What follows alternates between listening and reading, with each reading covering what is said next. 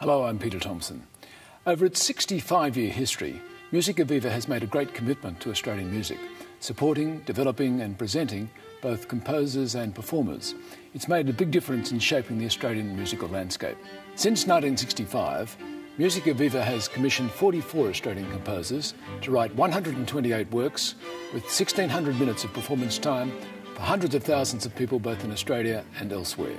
I think of all the performance organisations in Australia, Musica Viva is the only one that has a well-developed and vigorous policy for the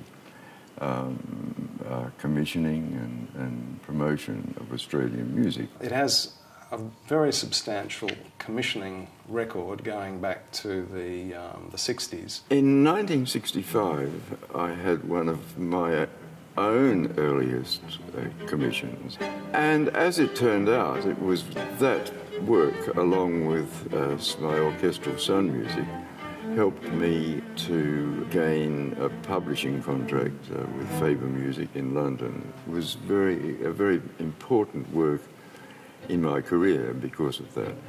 Over the years, I've had 13 commissions from Musica Viva.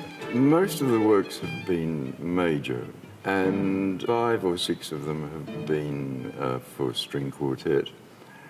And string quartets are very important to my oeuvre.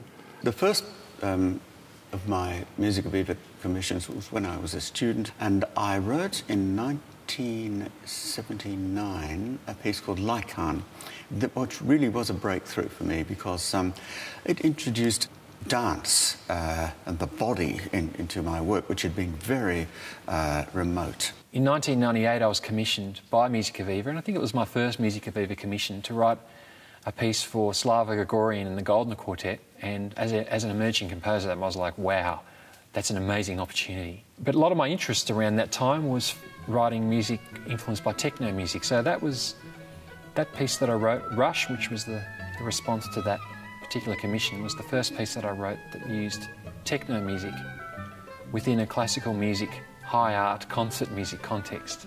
And the audience response to that piece was incredible.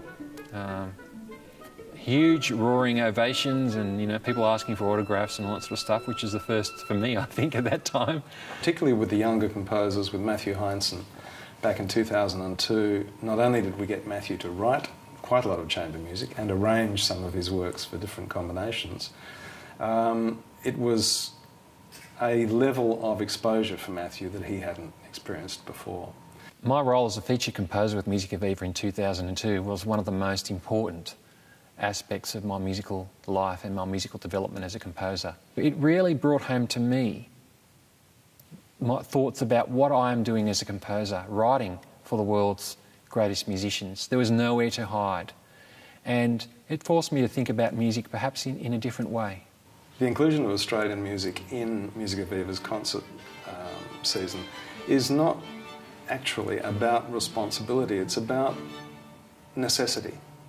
It isn't an option. History shows us that music and the arts define the identity of nations. It helps us to understand who we are.